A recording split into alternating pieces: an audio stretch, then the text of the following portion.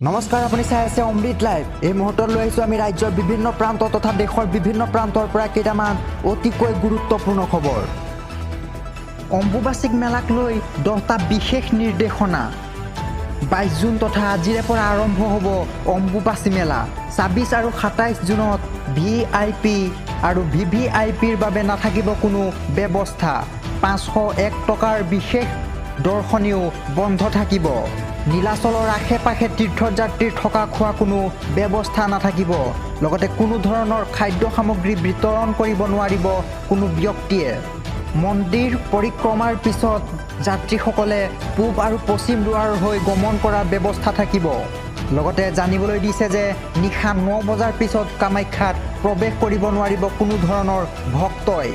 লগতে নামনিত জোতা চেণ্ডেল ৰাখি প্ৰৱেশ কৰিব লাগিব সকলোবোৰ ভক্তই। কোনো লোকে মাদক দ্ৰব্য সেৱন কৰি নীলাচলত প্ৰৱেশ কৰিব নোৱাৰিব। আৰু যদি মাদক দ্ৰব্য সেৱন কৰি নীলাচলত প্ৰৱেশ কৰে তেন্তে আইনমতে দণ্ডনীয় হ'ব বুলি ইতিমধ্যে জানিব পৰা গৈছে। অম্বুবাচী মহাযোগ পৰিচালনা সমিতিৰ পৰা দিয়া হৈছে এই বিশেষ নিৰ্দেশনা। এক ব্ৰেকিং নিউজ। প্ৰধানমন্ত্ৰী নৰেন্দ্ৰ মোদীৰ লগতে অমিত শ্বাহকো ভাবুকি প্ৰদান কৰা হৈছে। আমি আপোনালোকক জনাই আছোঁ এক ব্ৰেকিং নিউজ। প্ৰধানমন্ত্ৰী নৰেন্দ্ৰ মোদীৰ লগতে অমিত শ্বাহক হত্যাৰ ভাবুকি প্ৰদান কৰা হৈছে। ফোন কৰি হত্যা কৰাৰ ভাবুকি প্ৰধানমন্ত্ৰীৰ লগতে গৃহমন্ত্ৰীক। আৰু প্ৰধানমন্ত্ৰী নৰেন্দ্ৰ মোদী আৰু গৃহমন্ত্ৰীৰ লগতে বিহাৰৰ মুখ্যমন্ত্ৰী নীতিশ কুমাৰকো হত্যা কৰাৰ ভাবুকি দিয়া হৈছে। দুবাৰকৈ ফোন কৰি এই ভাবুকি এজন ব্যক্তিৰ। ভাবুকিৰ পিছতেই ফোন কল ট্ৰেছ কৰিছে দিল্লী আৰক্ষীয়ে। ভাবুকি দিয়াৰ পিছতেই দিল্লী আৰক্ষীয়ে ফোন কল ট্ৰেক কৰিছে বুলি ইতিমধ্যে জানিব পৰা হৈছে। 2 কোটি টকা আদায় নিদিলে শেষ কৰা ভাবুকি প্ৰধানমন্ত্ৰীক। লগতে আনহাতে 10 কোটি টকা নিদিলে নীতিশ কুমাৰক হত্যা কৰাৰ ভাবুকি দিছে সুধীৰ শৰ্মা নামৰ লোকজনে। আৰু বৰ্তমান সুধীৰ শৰ্মাক বিচাৰি আৰক্ষীয়ে চলাইছে তীব্ৰ অভিযান। প্ৰধানমন্ত্ৰী নৰেন্দ্ৰ মোদীক 2 কোটি টকা আদায় নিদিলে শেষ কৰাৰ ভাবুকি প্ৰদান কৰিছে। লগতে ভাবুকি প্ৰদান কৰিছে গৃহমন্ত্ৰী অমিত শ্বাহক। আনহাতে 10 কোটি টকা নিদিলে নীতিশ কুমাৰক হত্যা কৰাৰ ভাবুকি প্ৰদান কৰিছে। আধাৰ নম্বৰৰ সৈতে ভোটাৰ কাৰ্ড সংযোগ।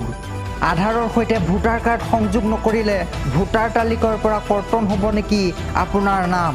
আমি আপোনালোকক জনাই আছোঁ, যদি আধাৰ কাৰ্ডৰ নম্বৰৰ সৈতে আপোনাৰ ভোটাৰ কাৰ্ড সংযুক্ত নকৰে তেন্তে কৰ্তন হ'ব নেকি ভোটাৰ তালিকাৰ পৰা আপোনাৰ নাম? আৰু এই প্ৰসংগত আধাৰ কাৰ্ডৰ সৈতে ভোটাৰ কাৰ্ড সংযোগ নকৰিলে ভোটাৰ তালিকাৰ পৰা কৰ্তন নহয় আপোনাৰ নাম। এই ক্ষেত্ৰত স্থিতি স্পষ্ট কৰিছে কেন্দ্ৰীয় চৰকাৰে। ৰাজ্যসভাৰ জৰিয়তে কেন্দ্ৰীয় মন্ত্ৰী কিৰেণ ৰিজিজুৰ স্পষ্টীকৰণ। আধাৰ কাৰ্ডৰ সৈতে ভোটাৰ কাৰ্ডৰ সংযুক্ত প্ৰক্ৰিয়া এতিয়াও আৰম্ভ হোৱা নাই বুলি তেওঁ জানিবলৈ দিছে। ভোটাৰ কাৰ্ডৰ সৈতে আধাৰ কাৰ্ড বা আধাৰ কাৰ্ডৰ সৈতে ভোটাৰ কাৰ্ড সংযোগ কৰাটো বাধ্যতামূলক নহয় বুলি তেওঁ জানিবলৈ দিছে।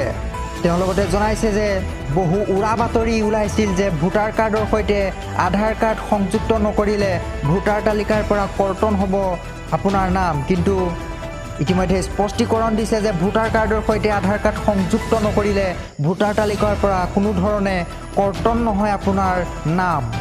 লগতে আধাৰৰ সৈতে ভোটাৰ কাৰ্ডৰ সংযোগ কৰা কোনো নিৰ্দিষ্ট সময়সীমা নাই। এই মুহূৰ্তত আমি জনাই আছোঁ ৰেচন কাৰ্ডৰ হিতাধিকাৰীসকলৰ বাবে এক জৰুৰী খবৰ, কিয়নো কৰ্তন হ'ব আপোনাৰ নাম ৰেচন কাৰ্ডৰ পৰা। যদি জালিয়াতিৰে অযোগ্যজনে লাভ কৰি আছে ৰেচন কাৰ্ড তেন্তে কৰ্তন হ'ব ৰেচন কাৰ্ড। ৰেচন কাৰ্ডৰ হিতাধিকাৰীসকলৰ বাবে এই জৰুৰী খবৰ তথা ৰেচন কাৰ্ডৰ অযোগ্য হিতাধিকাৰীসকলৰ বাবে এই অতিকৈ জৰুৰী খবৰটো। আৰু যদিহে অযোগ্যজনে লাভ কৰি আছে চৰকাৰী ৰেচনৰ সুবিধা তেন্তে কৰ্তন হ'ব সেই ৰেচন কাৰ্ডখন। আৰু যোগ্য হিতাধিকাৰী বাছনি কৰি অযোগ্যজনক কৰ্তন কৰা হ'ব এই ৰেচন কাৰ্ডৰ সুবিধাৰ পৰা। এক অতিকৈ গুৰুত্বপূৰ্ণ খবৰ। একাধিক সমষ্টি হৈছে এতিয়া ব্যাপক পৰিৱৰ্তন। নিৰ্বাচনী আয়োগে জাৰি কৰিছে প্ৰথমখন খচৰা আৰু যাক লৈ ইতিমধ্যে সমগ্ৰ ৰাজ্যতে চৰ্চিতৰ বিষয় হৈ পৰিছে, কিয়নো একাধিক সমষ্টি হৈ পৰিছে এতিয়া ব্যাপক পৰিৱৰ্তন। প্ৰথমখন খচৰা প্ৰকাশ কৰিছে নিৰ্বাচনী আয়োগে আৰু 126টা থাকিব বিধানসভাৰ সমষ্টিৰ সংখ্যা। বিধানসভা সমষ্টিৰ 9টা SC আৰু 19টা STৰ বাবে সংৰক্ষিত কৰা হৈছে। 3টাকৈ লোকসভা সমষ্টিৰ নাম হ'ব ইতিমধ্যে সলনি।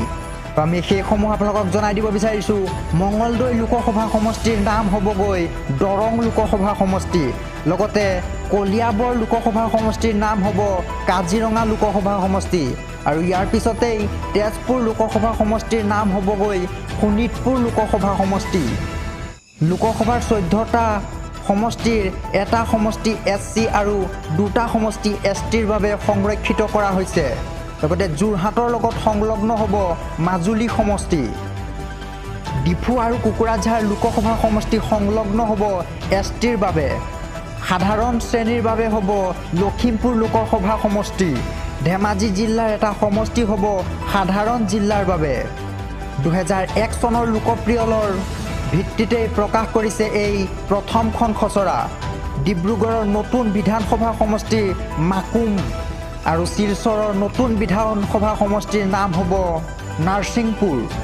লগতে কাজিৰঙাৰ নতুন বিধানসভা সমষ্টিৰ নাম হ'ব বিনাকান্দি। 22টাকৈ বিধানসভা সমষ্টিৰ নতুন নামাকৰণ কৰা হৈছে। পশ্চিম কাৰ্বি আংলং জিলাত আসন বৃদ্ধিৰ প্ৰস্তাৱ ইতিমধ্যে গ্ৰহণ কৰা হৈছে। লগতে দুধনৈ সমষ্টিটো STৰ বাবে সংৰক্ষণৰ প্ৰস্তাৱ লোৱা হৈছে।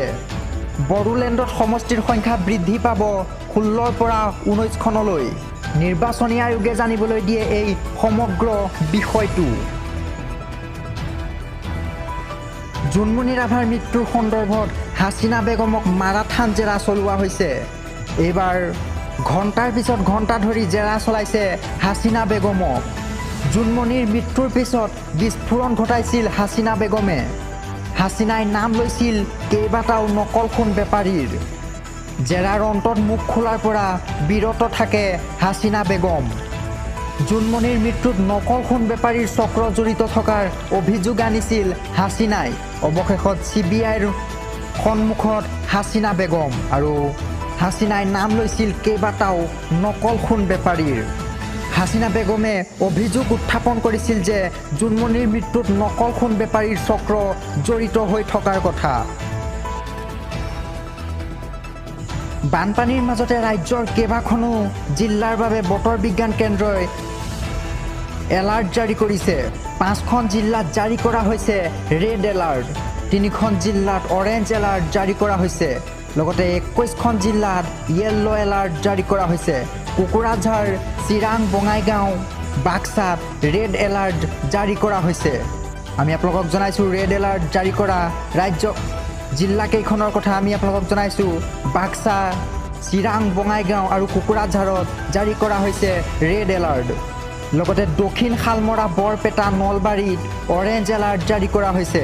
ধুবুৰী, কামৰূপ, ওদালগুৰি, শোণিতপুৰ, গোলাঘাট, ডিমা হাছাও, পশ্চিম কাৰ্বি আংলং, কাছাৰ, হাইলাকান্দি, কৰিমগঞ্জ, লগতে কাৰ্বি আংলং, যোৰহাট, লখিমপুৰ, ধেমাজি, চৰাইদেউ, ডিব্ৰুগড়, তিনিচুকীয়াত এই য়েল্লো এলাৰ্ট জাৰি কৰা হৈছে।